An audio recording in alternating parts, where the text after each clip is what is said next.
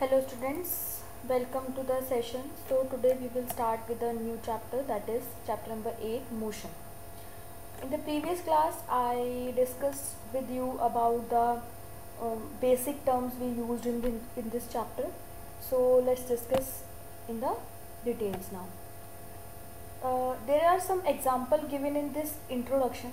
I will take one example, that is atoms, molecule, planets, stars, galaxies, veins, arteries, birds fly, fish swim, blood flow through the veins and arteries. These all having a motion. And how we recognize the motion? Motion is recognized by changing the position with respect to the time. So all these activities define that motion is there. So let's move and take an example. There are two types, there are different type of motions. Object may move in a straight line, another object move in a circular path, or rotate or vibrate. These all type of motion is there in our surroundings. But in this chapter we will study the straight line or a small part of circular path. So to describe the motion of an object along a straight line, we shall also learn to express such motion through a simple equation and graph. So we will to describe this motion in a straight line, we will study in this chapter about the equation and graphs related to it. So next is first of all describing the motion. What is motion? For example, a school in a village is 2 km north of the railway station. We have specified the position of the school with respect to the railway station. What we say, that school is at the distance of 2 km from the railway station. So we take railway station is the reference point. Therefore, to describe any position of an object, we need to specify the reference point, and this reference point is known as the origin, from where motion starts. Next is motion along a straight line. The simplest type of motion is the motion along a straight line. So we will here discuss the example. Consider the motion of an object moving along a straight path.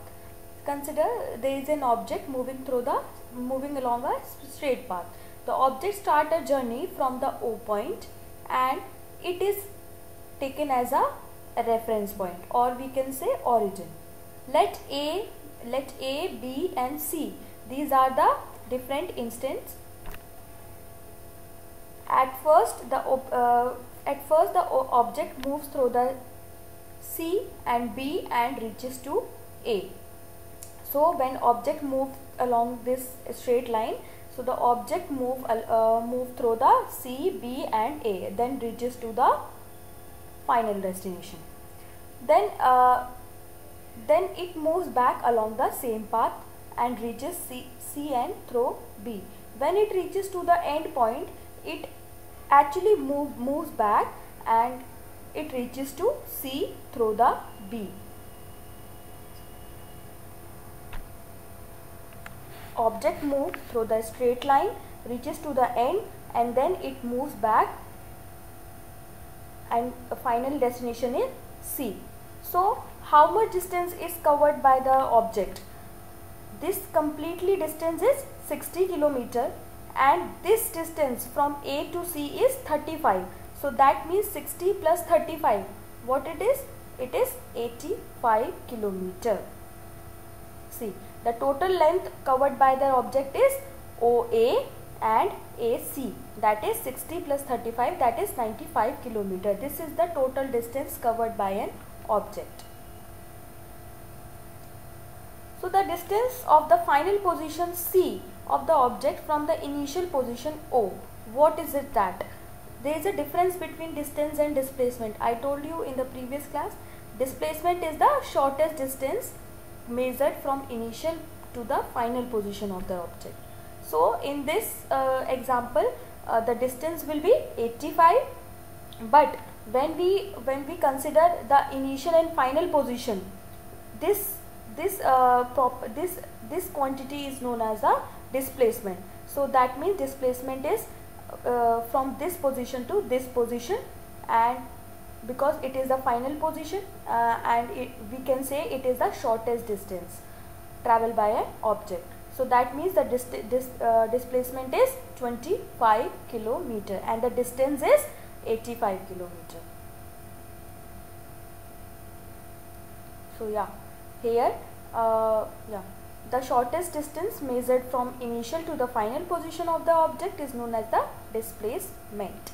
So for motion of the object from O to A, the distance covered is 60 km and the magnitude of the displacement is 60 km. If we consider the object travel from this place to O to A, then we will say the distance will be 60 km and also the displacement will be 60 km because the final position is A. So we will measure the quantity by considering the initial and final position with if we want to calculate the displacement.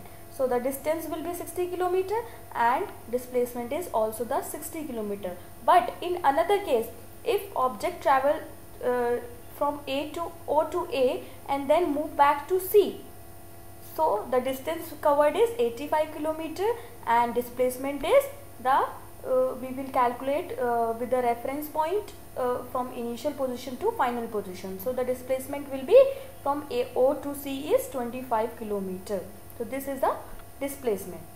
Displacement are used to describe the overall motion of the object and to locate its final position with reference to the initial position. So let's move to the questions now. There are some questions we will discuss here.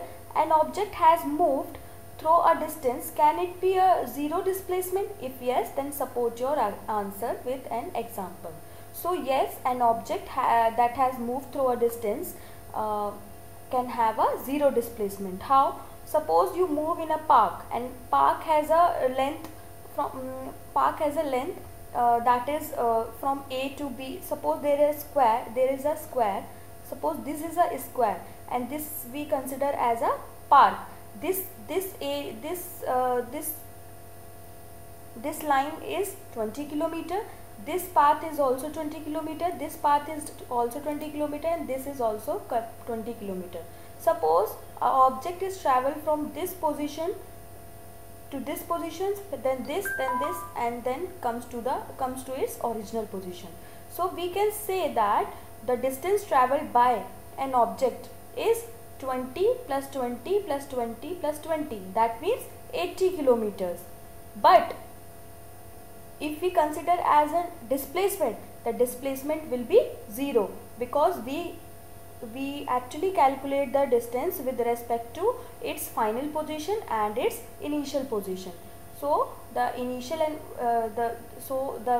and final position is actually so it is 0. Displacement is 0. So however, this displacement is 0 because the shortest distance between his initial and final position is 0. That means the displacement is 0 but distance is 80 kilometer. Next question. A farmer moves along the boundary